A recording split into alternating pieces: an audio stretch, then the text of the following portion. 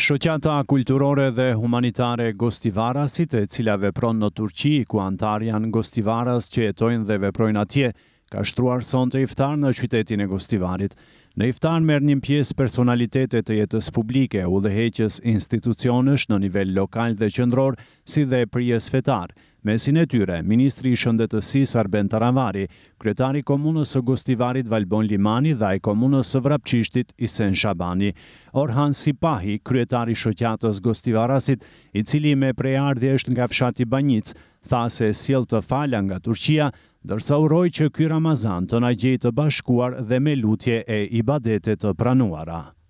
Bu iftarın Türkiye'de yaşayan Gostivarlı hemşerilerimizin bir araya gelip Ky iftar vjen në emër të vëllezërve Gostivaras që jetojnë në Turqi. Ne jemi një zinxhir që këtë më së miri si lidhja dëshmon agjërimin dhe Ramazani dhe kështu dëshirojmë të vazhdoj. Në Jub Sultan ka rreth 35.000 Gostivaras që jetojnë. Ka edhe në komunën e Bajrampashës dhe Kadikoj. Besoj se numri i tyre në të gjithë Turqinë e tejkalon numrin prej 100.000. Mesin e mysafirëve nga Turqia që kishin ardhur ishte edhe ish kryetari i komunës së Jupit, Deniz Köken. Bu Ramazan'daki dualarımız inşallah dünya mazlumlarına gitsin. Përshëndetje për të gjithë dhe mirë se takojmë këtu në Gostivar. Nga Jub Sultani u sjell përshëndetjet e ngrohta. Uroj që gjatë këtij Ramazani lutjet tona të pranohen. Uroj që si ky Ramazan të përjetojmë edhe të tjerë. Kështu të bashkuar dhe më lejoni që ju falenderoj për planimin tuaj. Mysafirët nga Turqia i ka përshëndetur kryetari i komunës së Gostivarit Valbon Limani, i cili me këtë rast ka falenderuar ata për iftarin organizuar dhe potencoi se komuna e Gostivarit gjithmonë do të jetë e hapur për shoqatën Gostivarasit nga Turqia për organizime të ngjashme dhe projekte të përbashkëta.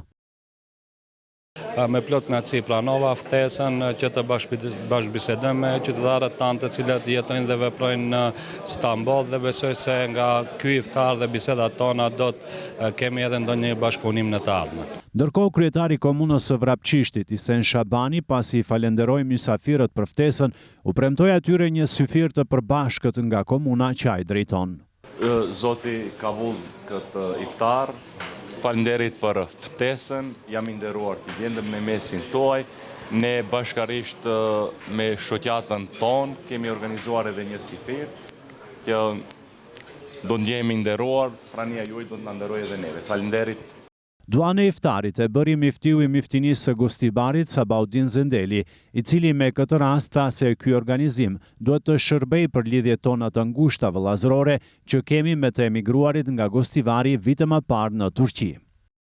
Ishte një iftar i cili ata e patën një dëshirë që bashkërisht të bëjnë një organizim me vëllezërit e këtyre këtu, ku prezent janë të gjithë antarët e shoqatës. Janë personalitetet larta të jetës publike në Republikën e Turqisë, por edhe të Stambollit.